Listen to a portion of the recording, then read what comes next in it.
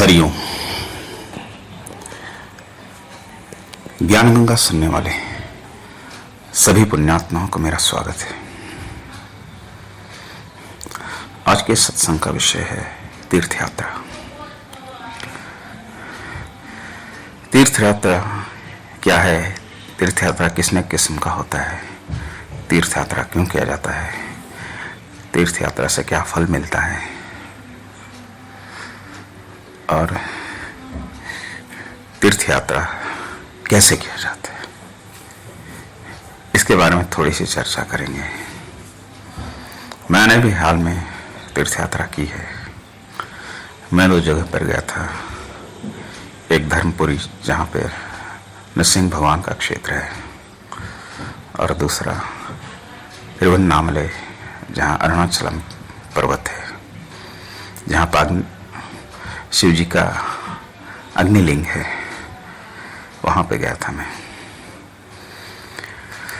तो तीर्थ यात्रा जो है हर इंसान को अपने जीवन में करना चाहिए। तीर्थ यात्रा करने से हमारा पुण्य बढ़ते हैं, हमारे पाप कटते हैं, हमारी उत्तरोत्तर प्रगति भी होती है। और कुछ ऐसी चीज़ें जो होनी होती हैं वो टल जाती हैं, अनहोनी जिसे कहते हैं, टल जाती हैं तीर्थ यात्रा से, आपके अनजाने में। तो ये तीर्थ यात्रा जो होती है दो किस्म के होते हैं। एक होते हैं स्थावर तीर्थ, दूसरा होता है जंगम तीर्थ। स्थावर तीर्थ का मतलब है वो तीर्थ जहाँ अचल हैं, जो चल नहीं सकते, जिस तीर्थ में हम चल कर जाते हैं वो स्थावर तीर्थ हैं। और जंगम तीर्थ जो होते हैं जो चलते फिरते रहते हैं। तो स्थावर तीर्थ का मतलब है जैसे कि नदी स्नान हो गया, भगवान के दर्शन हो गए, भगवान के मंदिर हो गए, कुछ पर्वत हैं जिसकी परिक्रमा हम करते हैं, तो इसे स्थावर तीर्थ कहते हैं। और जंगम तीर्थ है वो महापुरुष जो खुद तीर्थ बनकर घूमते हैं, जिनकी वाणी से, जिनके दर्शन से हमें तीर्थ का फल मिलता है, वो जंगम तीर्थ है। तो स्थावर तीर्थ और जंगम तीर्थ ये दोनों ही इंसान का कल्याण करने वाले हैं। तीर्थ यात्रा इसलिए करनी चाहिए क्योंकि हमारे जीवन में हम पाप और पुण्य दोनों करते रहते हैं।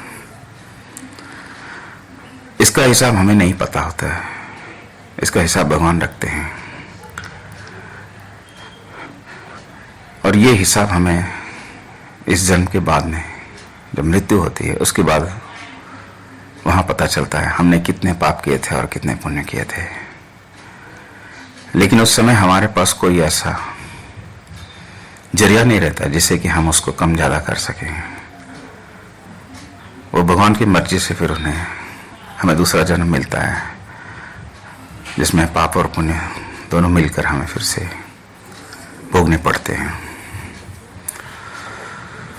तो हर तीर्थ का अपना अपना महत्व होता है।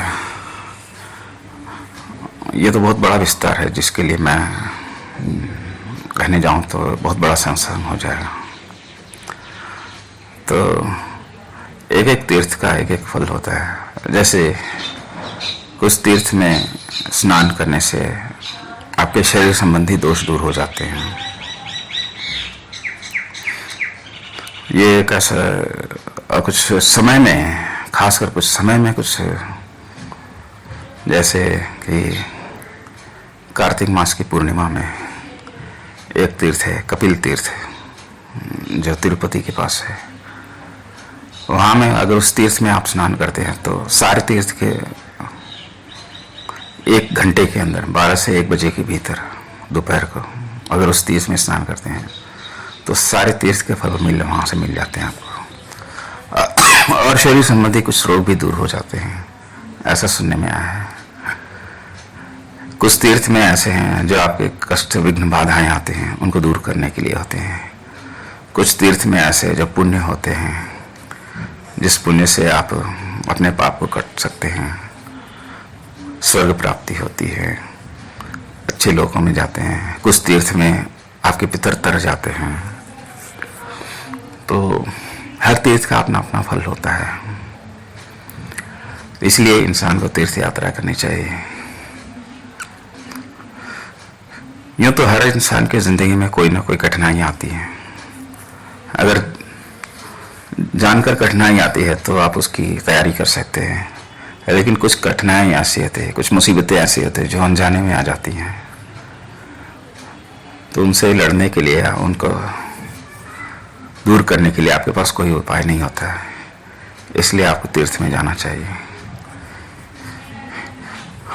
तो इस अलग अलग तीर्थ के अलग अलग विशेषताएं हैं। तो किसी भी तीर्थ में आप जाएंगे तो आपको पुण्य तो मिलेगा ही, और कहीं भी ध्यान करते हैं तो आपको मन भी निर्मल होता है। तीर्थ के जैसे नदी स्नान हो गया, देव दर्शन हो गया, इन सब से मन निर्मल होता है, मन शांत होता है, समृद्धि आती है, घर की समस्याएं दूर होती हैं, काल मृत्यु है, उन सब से बचने की एक क्षमता मिलती है तीर्थ यात्रा करने से। इसलिए कबीर जी ने कहा है कि तीर्थ नहाए एक फल, संत मिले फल चार, सद मेरे अनंत फल, कहत कबीर विचार। तो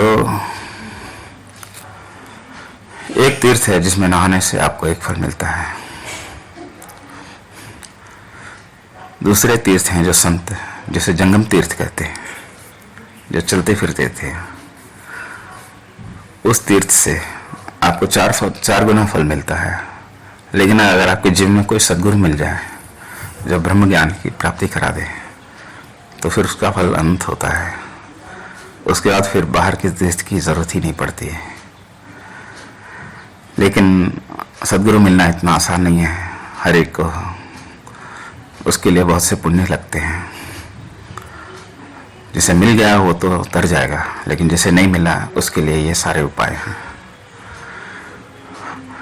तो इसलिए मैं चाहता हूँ कि हर इंसान के बस में जितना हो सके तीर्थ यात्रा करें, कुछ वक्त भगवान के लिए दें, कुछ कष्ट भगवान के लिए सहें, कुछ द्रव्य, कुछ धन भगवान के लिए अर्पण करें, ताकि उससे आपके और आपके बच्चों की, आपकी परिवार की और आपके मित्रों की भी सदगति हो जाए। तो यही मैं चाहता था इस तीर्थ यात्रा के बारे में।